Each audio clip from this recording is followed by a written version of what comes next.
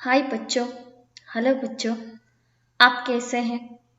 तो आपको मेरे हिंदी क्लास में आप सबको स्वागत है। बच्चों, आज मैं 8वीं कक्षा के बच्चों के लिए शिक्षा नामक पद्य को करने जा रही हूँ। शिक्षा, इसका अर्थ है शिक्षण। इसका अर्थ तो इस पद्य को जानने के पहले हम इसका रचयिता ठाकुर गोपाल शरण सिन्हा के बारे में देखेंगे। तो इनका पहले कवि परिचय देखेंगे। कवि परिचय: ठाकुर गोपाल शरण सिन्हा 1892 से लेकर 1960 तक। इनका जन्म रीवा, झांसी में हुआ था।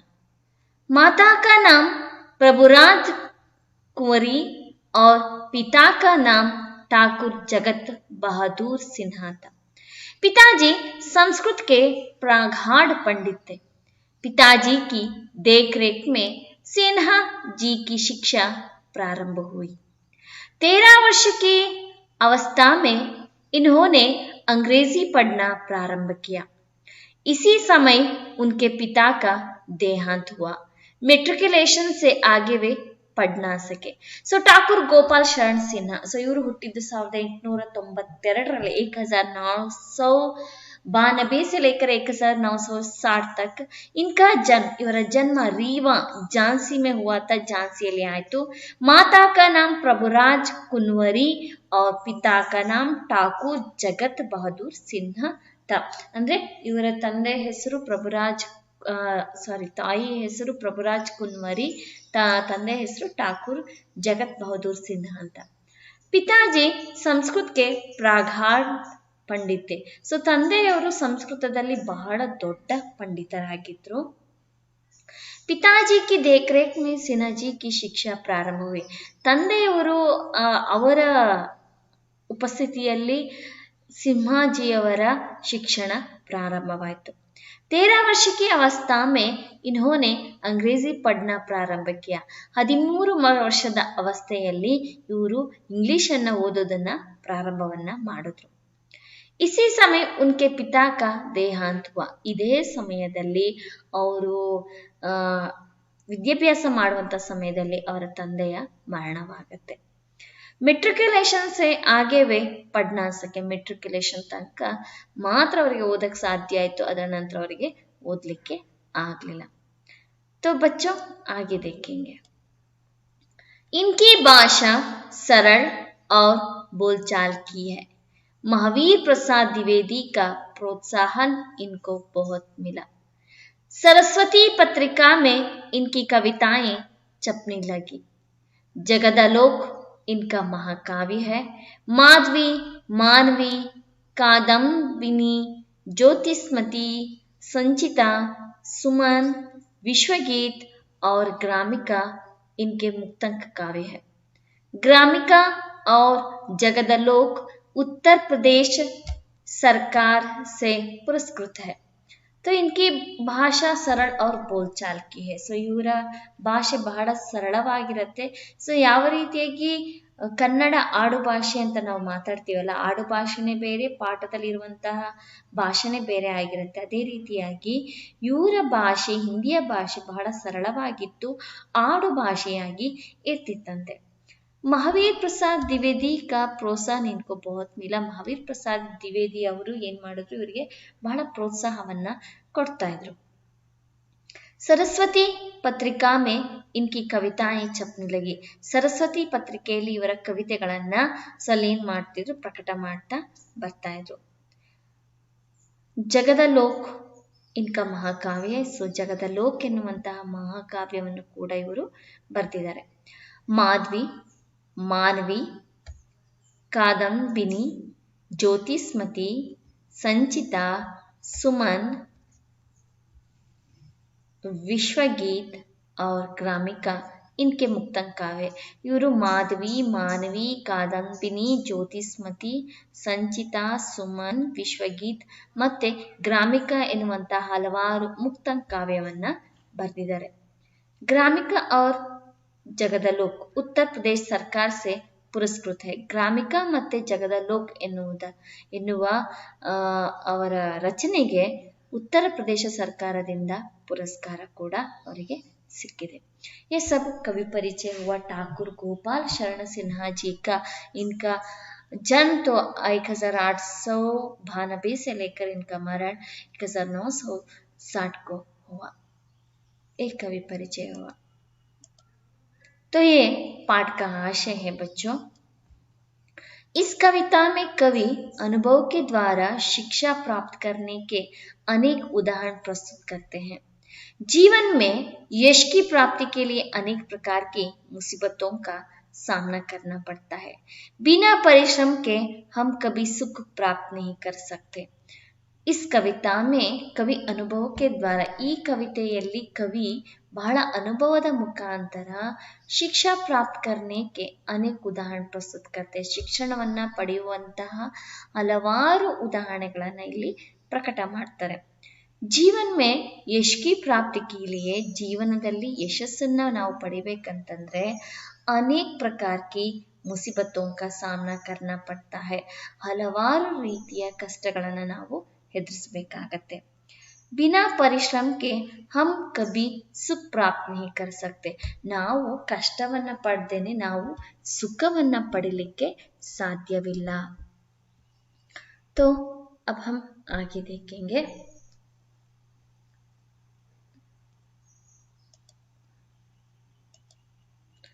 तो हम शब्दार्थ की ओर आ गए हैं।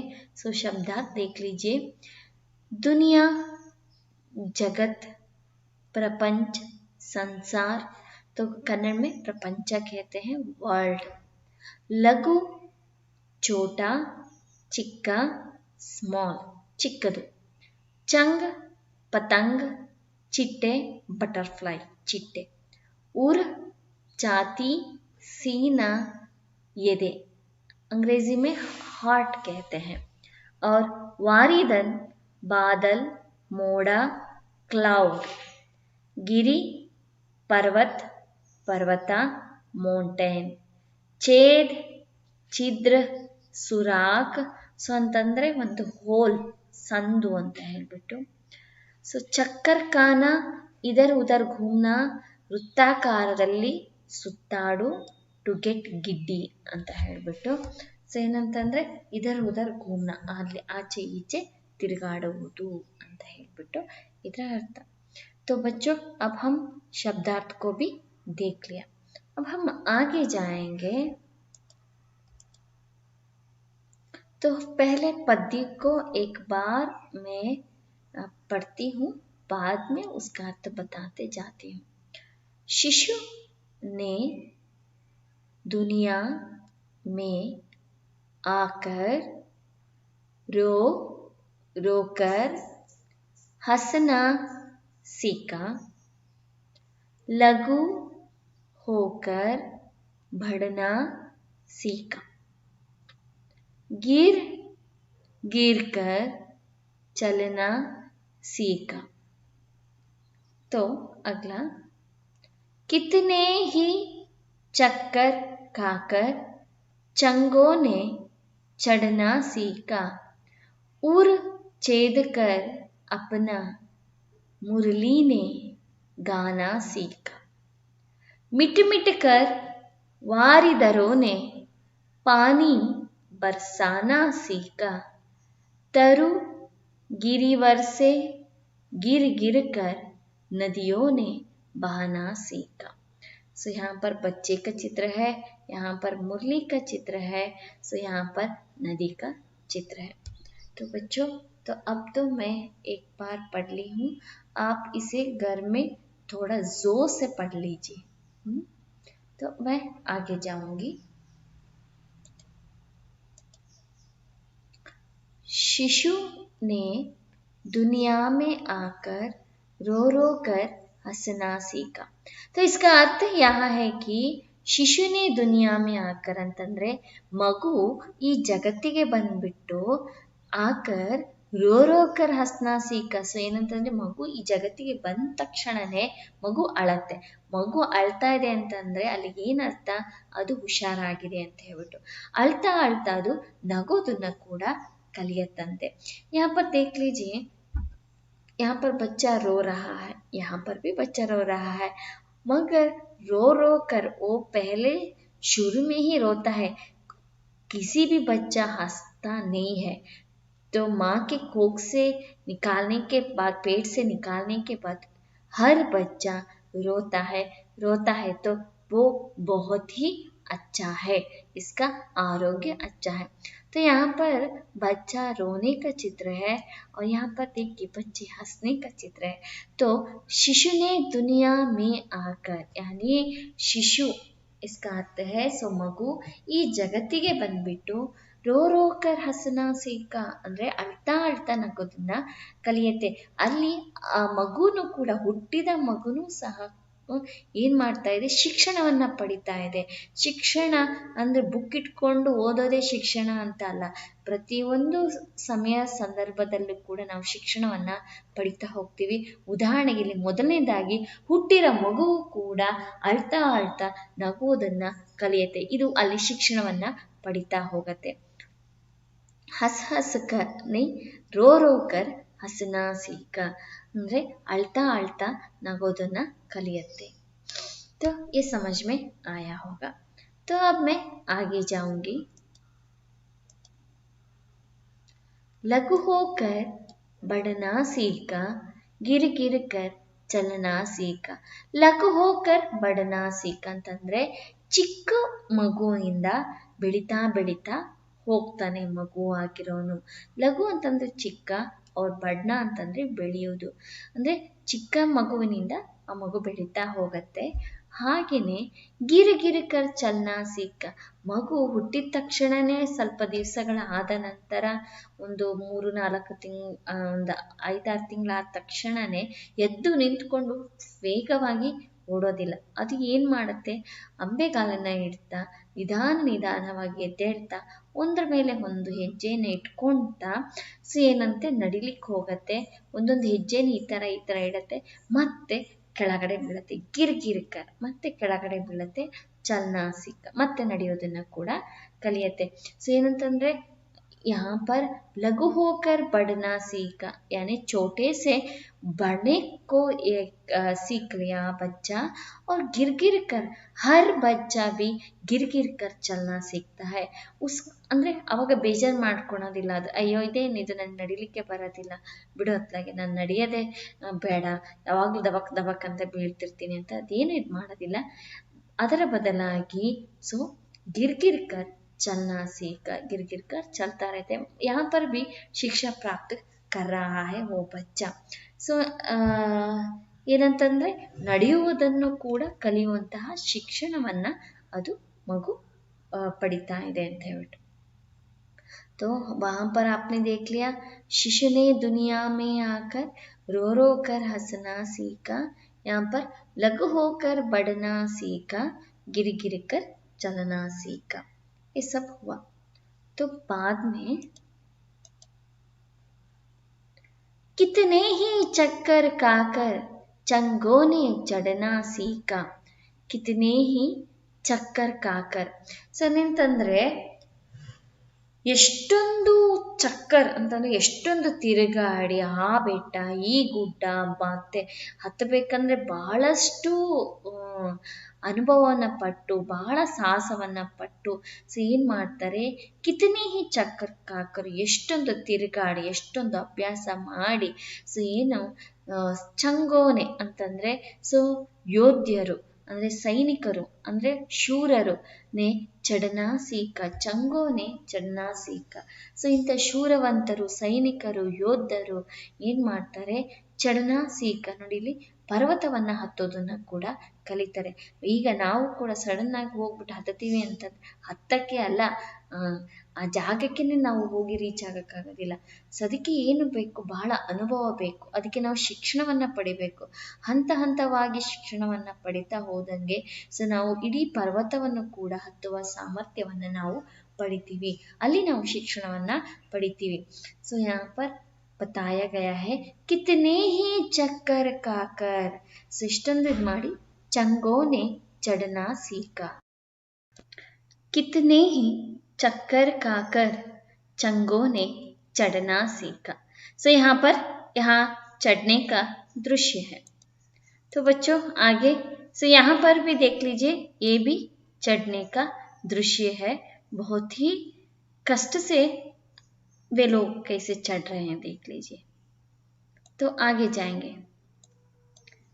उर छेद कर अपना मुरली ने गाना सीखा उर छेद कर अपना मुरली ने गाना सीखा ಸೊ ಉರ್ का अर्थ है ರಂಧ್ರ ರಂಧ್ರವನ್ನ ಮಾಡಾದ್ಮೇಲೆ ಛೇದಕರ್ ರಂಧ್ರವನ್ನ ಛೇದಿಸಿದ ಮೇಲೆ ಮುರಳಿನೇ ಗಾನ ಸೀಕ ಮುರಳಿ ಅಂತಂದ್ರೆ ಕೊಳಲು ಹಾಡೋದನ್ನ ಕಲಿಯತ್ತೆ ಅಂತ ಹೇಳ್ಬಿಟ್ಟು ಸೊ ಮೊದಲಿಗೆ ಅದು ಒಂದು ಕಟ್ಟಿಗೆ ತರ ಇರುತ್ತೆ ಅದರ ರಂಧ್ರ ಮಾಡಿದ್ಮೇಲೆ ಅದನ್ನ ಕೊಳಲು ಅಂತ ಕರೀತಾರೆ ವಿನಃ ಅದು ಸುಮ್ಮನೆ ಹಾಗೆ ಇತ್ತಂದ್ರೆ ಅದನ್ನ ಕೋಲು ಅಂತ ಕರೀತಾರೆ ಅಲ್ಲಿ ಕೋಲು ಕೂಡ ಒಂದು ಶಿಕ್ಷಣವನ್ನ ಪಡೆದು ಅದು ಕೊಳಲು ಆಗ್ತಾ ಇದೆ ಅದೇ ರೀತಿ ಮಕ್ಕಳ ಶಿಕ್ಷಣ ಅನ್ನೋದು ಪ್ರತಿಯೊಂದು ಕ್ಷಣದಲ್ಲೂ ಪ್ರತಿಯೊಂದು ನಿಮಿಷದಲ್ಲಿ ಕೂಡ ನಮಗೆ ಸಿಗ್ತಾ ಹೋಗುತ್ತೆ ಅದನ್ನ ಸರಿಯಾಗಿ ಬಳಕೆಯನ್ನ ನಾವು ಮಾಡ್ಕೊಳ್ಬೇಕು ಉರ ಛೇದಕರ್ ಅಪನ ಮುರಳಿನೇ ಗಾನ ಸೀಕ ರಂಧ್ರವನ್ನ ಛೇದಿಸಿಕೊಂಡು ಮುರಳಿನೇ ಗಾನ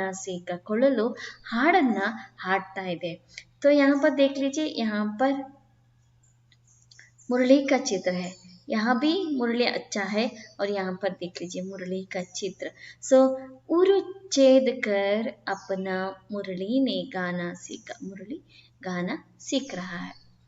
तो बच्चों आगे जाएंगे।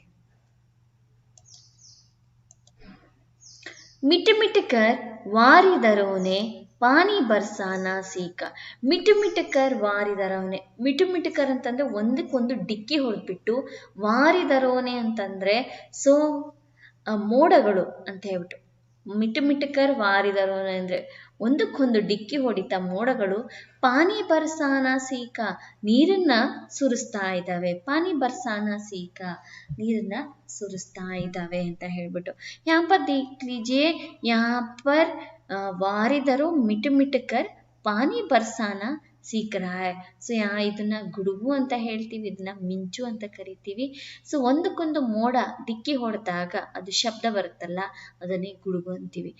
यहाँ पर बारिश हो रहा है इसलिए यहाँ पर स्वामी जी यहाँ पर देख लीजिए इनका ये इವರು ಯಾವ ರೀತಿಯಾಗಿ ಛತ್ರಿಯನ್ನು ಛಾತಾ कैसे पकड़े हैं देख लीजिए ये अच्छी तरह है यहाँ कोई नुकसान नहीं होता अच्छा है। और यहाँ पर मिट मिट कर वारिदरों ने पानी बरसाना सीखा किस तरह वारिदरों पानी बरसा रहे हैं इसका चित्र है। तो अब हम आगे जाएंगे।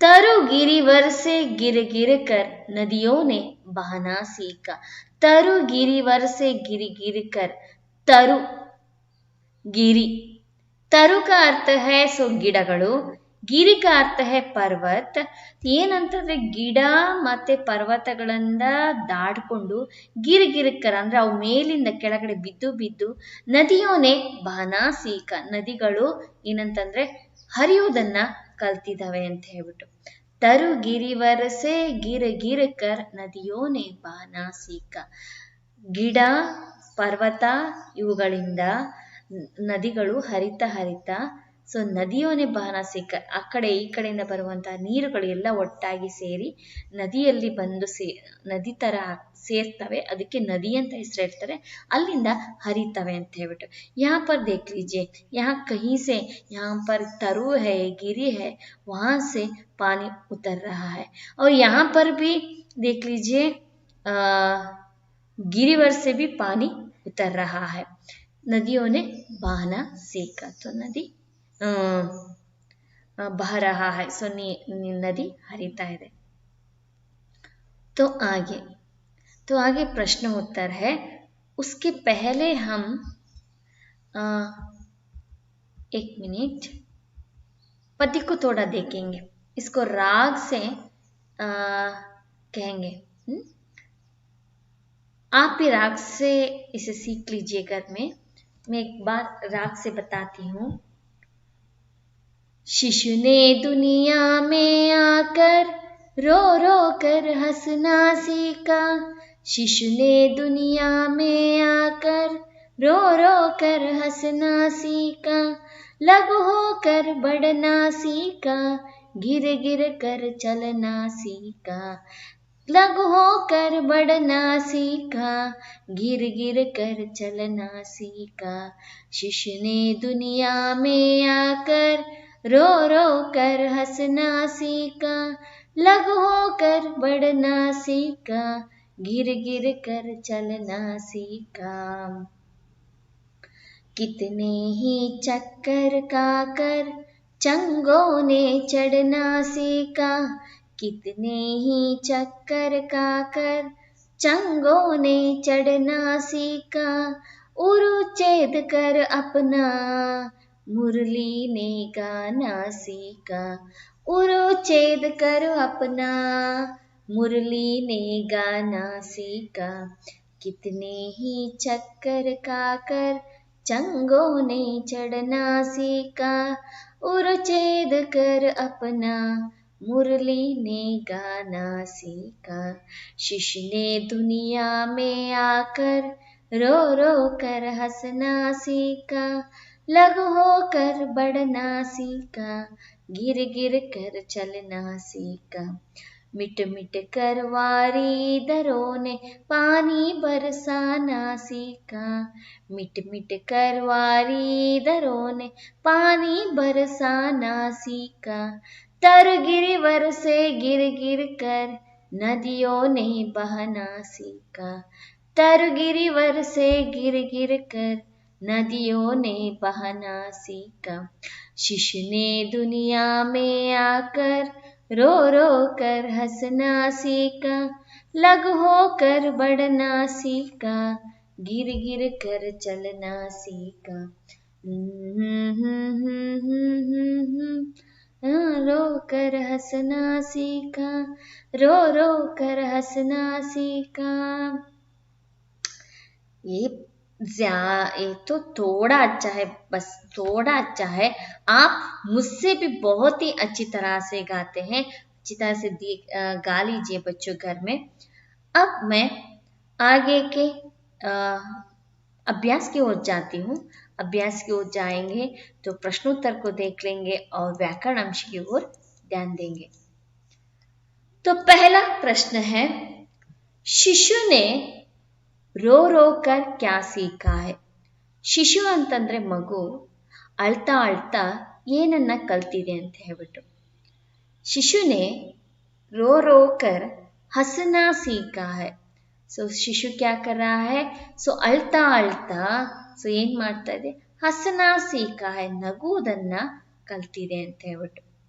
तो आगे आइए, शिशु ने लघु होकर क्या सीखा है? ಶಿಶು ने ಲಘು ಹೋಕರ್ ಕ್ಯಾ ಸೀಖಾ ಅಂದ್ರೆ ಚಿಕ್ಕವನಿಂದ ಏನ್ ಕಲಿತಾ ಇದೆ ಅಂತ ಹೇಳ್ಬಿಟ್ಟು. ಶಿಶುನೆ ಲಘು ಹೋಕರ್ ಬಡನಾ ಸೀಖಾ ಹೈ, ಏನಂತಂದ್ರೆ ಸೊ ಚಿಕ್ಕವನಿಂದ ದೊಡ್ಡ ಆಗ್ತಾ ಇದೆ ಅಂತ ಹೇಳ್ಬಿಟ್ಟು. ಲಘು ಹೋಕರ್ ಬಡನಾ ಸೀಖಾ, ದೊಡ್ಡವನು ಆಗ್ತಾ ಇದ್ದಾನೆ ಅಂತ. तो अब हम आगे जाएंगे. तीसरा प्रश्न है, शिशु ने चलना कैसे सीखा है? शिशु ने चलना कैसे सीखा है? तो इसका उत्तर है, शिशु ने गिर गिर कर चलना सीखा है. शिशु यहाँ पर क्या कर रहा है? गिर गिर कर ಅಂತಂದ್ರೆ ಕೆಳಗಡೆ ಬಿದ್ದು ಬಿದ್ದು ನಡೆಯೋದನ್ನ ಕಲಿಯುತ್ತಾನೆ ಅಂತ ಹೇಳ್ಬಿಟ್ಟು. तो अब हम आगे के प्रश्न की ओर जाएंगे. शिशु ने सब कुछ कहाँ आकर सीखा है? शिशु ने सब कुछ, जो भी शिशु सीख रहा है वो कहाँ आकर सीख रहा है? तो इसका उत्तर है, शिशु ने सब कुछ दुनिया में आकर सीखा है। शिशु कहाँ सीखा है? सब कुछ दुनिया में आकर सीखा है। सो यहाँ का अर्थ है वो अपने माँ से पेट से बाहर आकर, जगत में आकर और दुनिया में आकर उन्होंने सीखा है। तो ये प्रश्न हुआ। अगला प्रश्न देखेंगे। 5वां प्रश्न, चंगों से क्या सीखा है? चंगों से क्या सीखा है? चंगों से चढ़ना सीखा है। चंगों से क्या है? ಚಡನಾ सीखा है। ಸೊ ಏನಂತಂದ್ರೆ ಅವುಗಳಿಂದ ನಾವು ಹತ್ತೋದನ್ನ ಕಲ್ತಿದ್ದೀವಿ. ಪರ್ವತಗಳಿಂದ ನಾವೇನು ಕಲ್ತಿದ್ದೀವಿ? ಪರ್ವತಗಳಿಂದ ಹತ್ತೋದನ್ನ ಕಲ್ತಿದ್ದೀವಿ. ಹಾಗೆ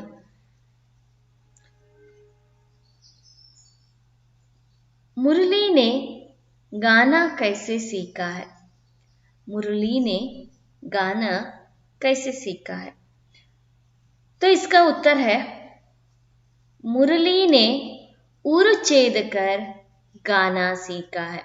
मुरली यहाँ पर उर छेद कर ಅಂತಂದ್ರೆ ಅಲ್ಲಿ ರಂಧ್ರವನ್ನ ಮಾಡಿಬಿಟ್ಟು ಸೊ ಹಾಡೋದನ್ನ ಕಲ್ತಿದ್ದಾನೆ ಅಂತ ಅರ್ಥ. ವಾರಿದರೋ ನೆ ಪಾನಿ ಬರ್ಸಾನಾ कैसे सीखा है? ಅಂದರೆ ಮೋಡಗಳು ಯಾವ ರೀತಿಯಾಗಿ ಮಳೆಯನ್ನು ಸುರಿಸುವುದನ್ನ ಕಲಿತವೆ ಅಂತ ಹೇಳ್ಬಿಟ್ಟು ಮಿಟ್ ಮಿಟ್ಕರ್ ವಾರಿದರೋನೆ ಪಾನಿ ಬರ್ಸಾನಾ सीखा है. ಸೊ ಏನಂತಂದ್ರೆ ಬಿಟ್ಟು ಮಿಟ್ಕರ್ ಏನಂತಂದ್ರೆ ಒಂದಕ್ಕೊಂದು ಡಿಕ್ಕಿ ಹೊಡಿತಾ ಮೋಡಗಳು ಮಳೆಯನ್ನ ಸುರಿಸೋದನ್ನ ಕಲ್ತಿದ್ದಾವೆ ಅಂತ ಇದರ ಅರ್ಥ. ಹಾಗೆ नदियों ने बहना कैसे सीखा है? गिर गिर कर नदियों ने बहना सीखा है. ಸೊ ಕೆಳಗಡೆ ಹರಿತಾ ಅಂದ್ರೆ ಒಂದ್ ಕಡೆಯಿಂದ ಇನ್ನೊಂದ್ ಕಡೆ ಹರಿತಾ ಇವು ನದಿಗಳು ಏನಂದ್ರೆ ಕೆಳಗಡೆ ಬಿದ್ದು ಹರಿಯೋದನ್ನ ಕಲ್ತಿದ್ದಾವೆ. ಗಿರಿಗಿರಿಕರ್ ಕೆಳಗಡೆ ಬಿದ್ದು ಹರಿಯೋದನ್ನ ಕಲ್ತಿದ್ದಾವೆ ನದಿಗಳು. आगे जाएंगे हम. अनुरूप शब्द लिखिए. तो यहाँ पर चंग है चढ़ना. चंग चढ़ना है तो वारिदर डैश है. दुनिया जगत है उर डैश है. नदी बहना है मुरली डैश है. भूख प्यास है शब्द युग्म मिट मिट कर डैश है. ये अनुरूपता शब्द है, इसे बताना है. आगे जाएंगे. चंग चढ़ना, वारिदर बरसाना, दुनिया जगत उर छाती. चंग चढ़ना है तो वारिदर बरसाना, दुनिया जगत है तो इसका समानार्थक शब्द उर को क्या कहते हैं? छाती. नदी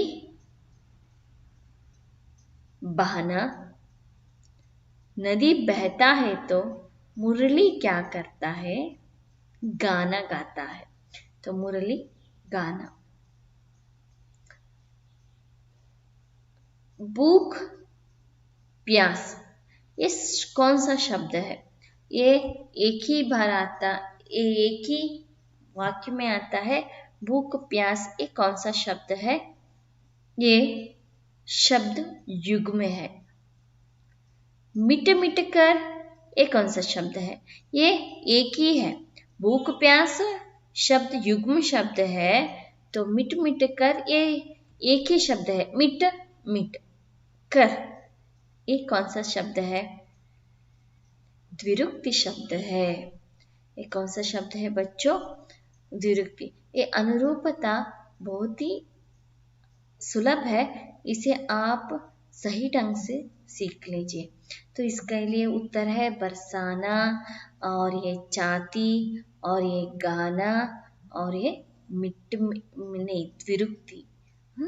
इसे सही ढंग से आप घर में सीख लीजिए।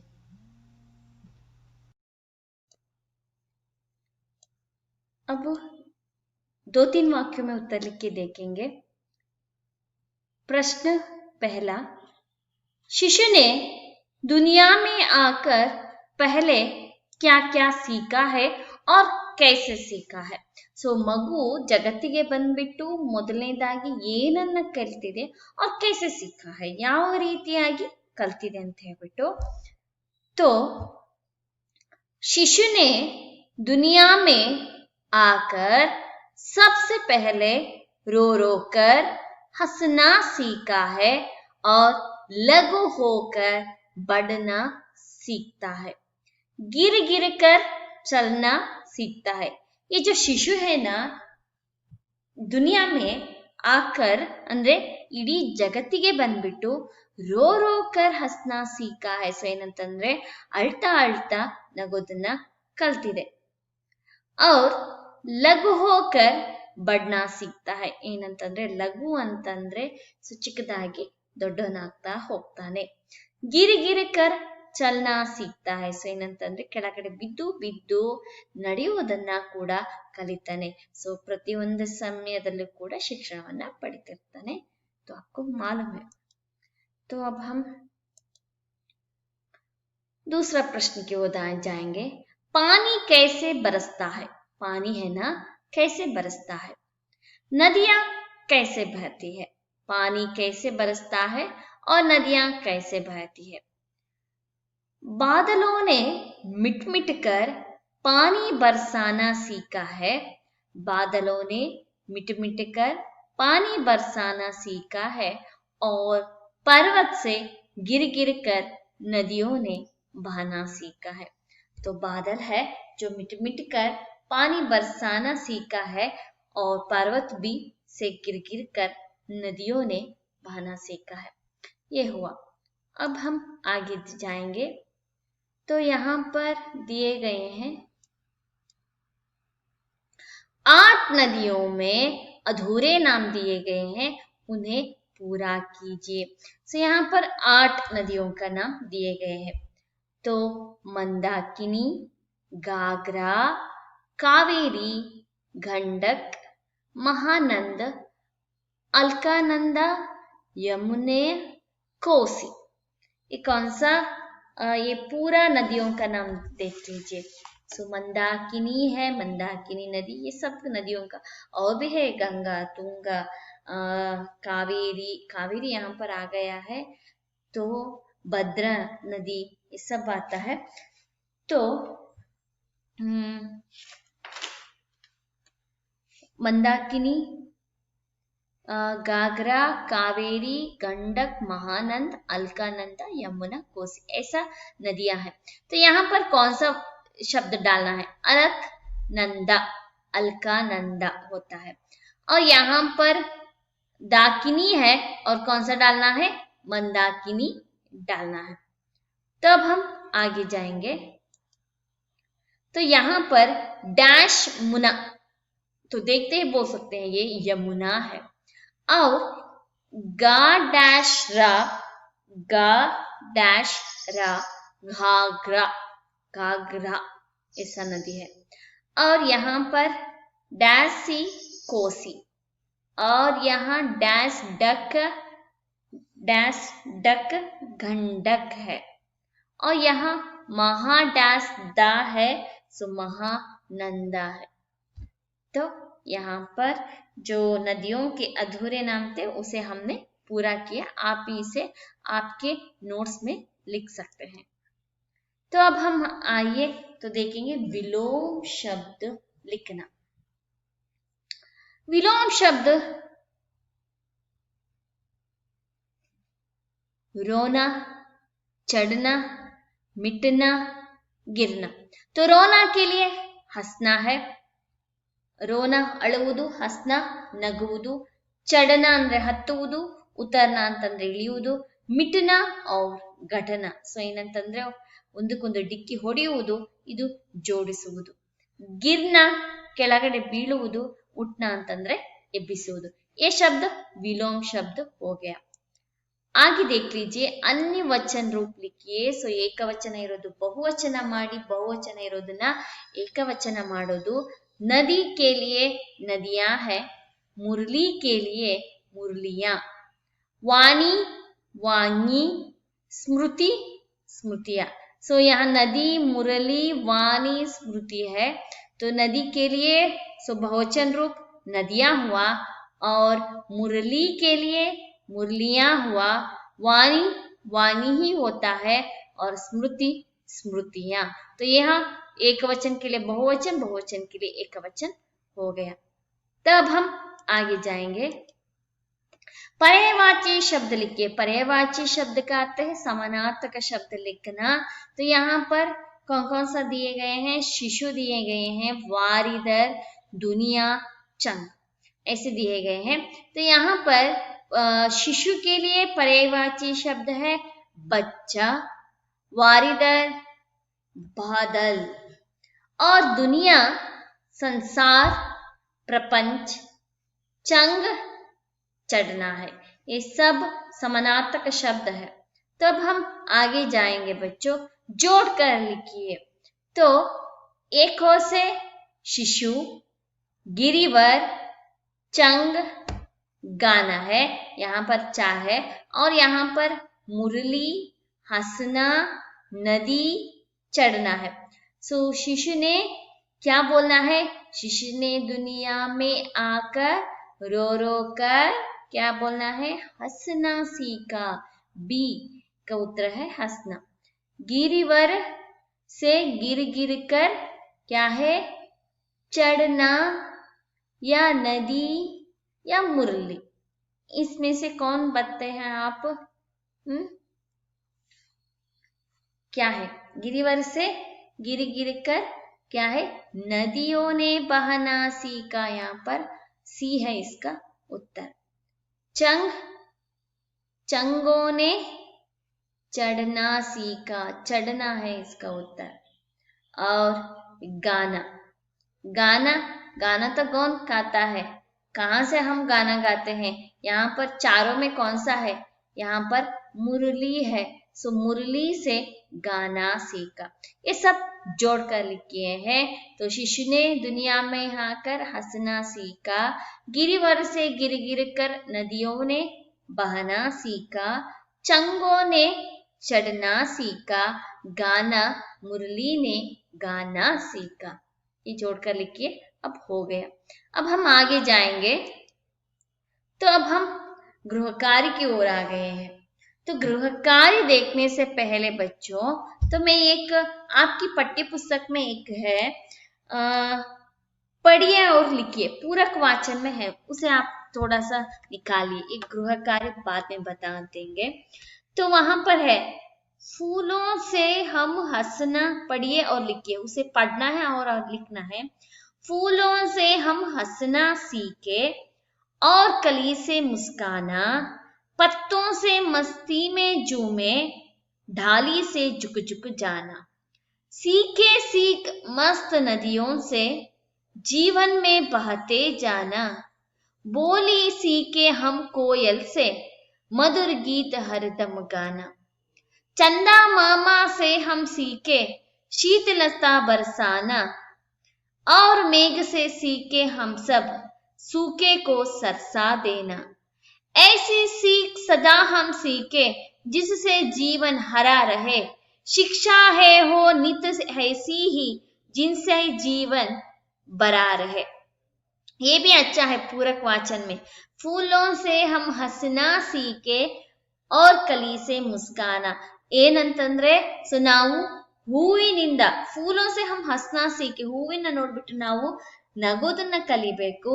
ಅವ್ರ ಕಲಿಸೆ ಮುಸ್ಕಾನ, ಮತ್ತೆ ಆ ಹೂವಿನ ಮೊಗ್ಗಿನಿಂದ ನಾವೇನ್ ಮಾಡ್ಬೇಕು? ಮುಗುಳ್ನಗೆದನ್ನ ಕಲಿಬೇಕು. ಪತ್ತೋ ಸೆ ಮಸ್ತಿ ಮೇ ಜೂಮೆ. ಪತ್ತೋ ಅಂತಂದ್ರೆ ಎಲೆಗಳು, ಎಲೆಗಳಿಂದ ನಾವು ಮಸ್ತಿ ಸೆ ಜೂಮೆ ಏನಂತಂದ್ರೆ ಮಸ್ತಾಗಿ ತಿರುಗಾಡೋದನ್ನ ಕಲಿಬೇಕು. ಢಾಲಿ ಸೆ ಜುಕು ಜುಕು ಜಾನ, ಢಾಲಿ ಅಂತಂದ್ರೆ ಸೊ ಮರದ ರೆಂಬೆಗಳು ಯಾವಾಗಲೂ ಕೂಡ ಬಾಗಿ ಇರ್ತವೆ. ಸೊ ಬಾಗಿ ಇರ್ತವೆ ಅಂತಂದ್ರೆ ನಾವೇನ್ ಮಾಡ್ಬೇಕು, ಅವುಗಳನ್ನ ನೋಡಿ ಯಾವ ರೀತಿಯಾಗಿ ಜೀವನದಲ್ಲಿ ಸೊ ನಾವು ಕೆಲವು ಸಮಯದಲ್ಲಿ ಬಗ್ಬೇಕಾಗತ್ತೆ, ಅದನ್ನ ನೋಡಿ ನಾವು ಕಲಿಬೇಕಂತಂದ್ರೆ ಇಲ್ಲೂ ಕೂಡ ಹೂವಿನಿಂದ ಕಲ್ತ್ವಿ, ಮೊಗ್ಗಿನಿಂದ ಕಲ್ತ್ವಿ, ಎಲೆಯಿಂದ ಕಲ್ತ್ವಿ, ಮತ್ತೆ ಸೊ ರೆಂಬೆಯಿಂದ ಕೂಡ ನಾವು ಕಲ್ತ್ವಿ. ಪ್ರತಿಯೊಂದರಲ್ಲಿ ಕೂಡ ನಾವು ಕೇವಲ ಪುಸ್ತಕದ ಮಾತ್ರ ಅಲ್ಲ, ಹೊರಗಿನ ಪ್ರಪಂಚ ಪರಿಸರವನ್ನ ಕೂಡ ನೋಡಿ ನಾವು ಕಲಿಬಹುದು.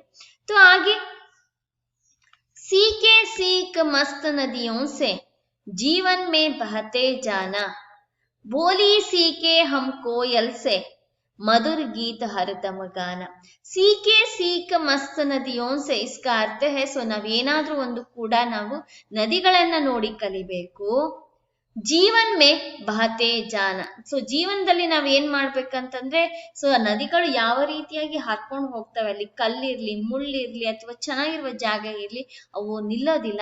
ಅದೇ ರೀತಿಯಾಗಿ ಜೀವನದಲ್ಲಿ ಕಷ್ಟ ಇರಲಿ, ದುಃಖ ಇರಲಿ, ಸೊ ನಾವು ಮುಂದೆ ಸಾಕ್ತಾನೆ ಹೋಗ್ತಾ ಇರ್ಬೇಕು. ಇದನ್ನು ಕೂಡ ನಾವು ನದಿಗಳಿಂದ ಕಲಿತೀವಿ. ಅವ್ರ ಹಾಗೆ ಬಚ್ಚೋ ಬೋಲಿ ಸೀಕೆ ಹಮ್ ಕೋಯಲ್ ಸೆ ಮಧುರ್ ಗೀತ ಹರದಮ ಗಾನ, ಸೊ ನಾವು ಮಾತನಾಡುವುದನ್ನ ಯಾವ್ದಿಂದ ಕಲಿಬೇಕು, ಕೋಗಿಲೆಯಿಂದ ಕಲಿಬೇಕು. ಮಧುರ್ ಗೀತ ಹರದಮ್ ಗಾನ, ಮಧುರವಾದ ಗೀತೆಯನ್ನ ಪ್ರತಿ ಕ್ಷಣದಲ್ಲಿ ಹಾಡುವುದನ್ನ ನಾವು ಕೋಗಿಲೆಯನ್ನ ನೋಡಿ ನಾವು ಕಲಿಬೇಕು ಅಂತ ಇದರ ಅರ್ಥ. आगे देख लीजिए बच्चों, चंदा मामा से हम सीखे शीतलता बरसाना और मेघ से सीखे हम सब सूखे को सरसा देना. ಅಂದ್ರೆ ಚಂದಾ ಮಾಮ ಸೇ ಹಮ್ ಸೀಕೆ, ಚಂದಾ ಮಾಮನಿಂದ ನಾವ್ ಏನ್ ಕಲಿಬೇಕು, ಶೀತಲತಾ ಬರ್ಸಾನ, ಸೊ ಚಂದಾ ಮಾಮ ಬಂದಂತಂದ್ರೆ ತಂಪಿನ ವಾತಾವರಣ ಇರತ್ತೆ ನಮಗೆ. ಸೊ ಅದನ್ನ ನೋಡ್ಬಿಟ್ಟು, ಚಂದಾ ಮಾಮನ ನೋಡ್ಬಿಟ್ಟು ನಾವು ಯಾವ ರೀತಿಯಾಗಿ ತಂಪಾಗಿರೋದು, ಯಾವ ರೀತಿಯಾಗಿ ನೆಮ್ಮದಿಯಿಂದ ಇರೋದನ್ನ ಕೂಡ ನಾವು ಕಲಿಬೇಕು. ಅವ್ರ ಮೇಘ ಸೇ ಸೀಕೆ ಹಮ್ ಸಬ್ ಸೂಕೆ ಕೋ ಸರ್ಸಾದೇನ, ಸೊ ನಾವು ಮೇಘಗಳನ್ನ ನೋಡ್ಬಿಟ್ಟು ಏನ್ ಕಲಿಬೇಕು ಅಂತಂದ್ರೆ ಸೊ ಸೂಕೆ ಕೋ ಸರ್ಸಾದೇನ, ಒಣಗಿ ಹೋಗಿರುವುದನ್ನ ನಾವು ಅದನ್ನ ತೆಗಿಬೇಕು. ಒಣಗಿರೋ ಹೋಗಿರೋದನ್ನ ಹಂಗೆ ಬಿಟ್ರೆ ಉಳಿದನ್ನು ಕೂಡ ಒಣಗಿಸ್ತವೆ, ಆದ್ರಿಂದ ಅದನ್ನು ಕೂಡ ನಾವು ತೆಗಿಬೇಕು ಅನ್ನೋದು ಇದರಿಂದ ಗೊತ್ತಾಗತ್ತೆ. ಸೊ ಕ್ಯಾ ಬೋಲ್ತೆ ಹೈ, ಚಂದಾ ಮಾಮಾ ಸೆ ಹಮ್ ಸೀಕೆ शीतलता बरसाना और मेघ से सीखे हम सब सूखे को सरसा देना. अब अंतिम अंश है, ऐसी सीख सदा हम सीखे जिससे जीवन हरा रहे, शिक्षा हो ये हो नित ऐसी ही जिनसे ಜೀವನ್ ಬರಾ ರಹೆ. ಐಸಿ ಸೀಖ್ ಸದಾ ಹಮ್ ಸೀಕೆ, ಇದೇ ರೀತಿಯ ಕಲಿಕೆಯನ್ನು ನಾವು ಯಾವಾಗ್ಲೂ ಕೂಡ ಕಲಿಬೇಕು. ಜಿಸಸೆ ಜೀವನ್ ಹರಾ ರಹೆ, ಇದರಿಂದ ಜೀವನ ಅನ್ನೋದು ಹಸಿರಾಗಿರತ್ತೆ. ಶಿಕ್ಷಾ ಏ ಹೋ ನಿತ್ ಐಸಿ ಹಿ, ಶಿಕ್ಷಣ ಅನ್ನೋದು ನಿತ್ಯ ಇದೇ ರೀತಿಯಾಗಿ ಇರಬೇಕು. ಜಿನ್ಸೆ ಜೀವನ್ ಬರಾ ರಹೆ, ಇದರಿಂದ ಜೀವನ ಅನ್ನೋದು ತುಂಬಿಕೊಂಡಿರತ್ತೆ ಅಂತ ಹೇಳ್ಬಿಟ್ಟು ಈ ಪೂರಕ್ ವಾಚನ್ में है, उसे आप सही ढंग से देख लीजिए. मैं एक बार अर्थ को बता दी हूं, आप इसे राग से भी गा सकते हैं. ठीक है बच्चों, आपके पुस्तक में है पूरक वाचन, वहां देख लीजिए. अब मैं गृह कार्य की ओर जा रही हूं. तो गृह कार्य, तो यहाँ पर ये बताया गया है कि इस कविता की अंतिम 4 पंक्तियां कंठस्थ कीजिए. सो यहाँ पर अंत में 4 पंक्तियां हैं. तो कौन सा पंक्ति है, कोई बोल सकते हैं क्या? वो बच्चा का नहीं है, मुरली का नहीं है, और किसका है, नदी का है. तो नदी का कौन सा गाना आता है, बोल दीजिए. मिट मिट कर वारिदरों ने पानी बरसाना सीखा, तरु गिरिवर से गिर गिर कर नदियों ने बहना सीखा. सिर्फ 4 लाइन है, अंतिम 4 पंक्तियां है. इसे सही ढंग से आप लोगों को कंठस्थ करना, 4 पंक्तियां. अच्छा ठीक है बच्चों, तो अब मुझे लगता है कि आपको सही ढंग से ये समझ में आया होगा. आप शिक्षा पद्य को सीख लीजिए, उसका अर्थ समझ लीजिए, और अभ्यास भी मैं बताई हूँ, उसको आप अपने नोटबुक में लिख लीजिए. हाँ, और उसके अंत में और कुछ बोलना चाहती हूँ, गाना भी गाना है. तो आप सब लोग सिंगर है, तो आप इसे भी कुछ अलग सा राग डालकर गाए तो आपको भी अच्छा लगता है।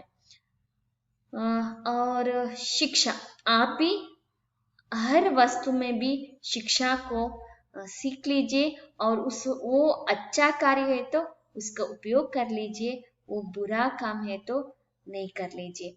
और बाहर मत जाइए और घर पर ही रहिए और इधर उधर मत घूमिए।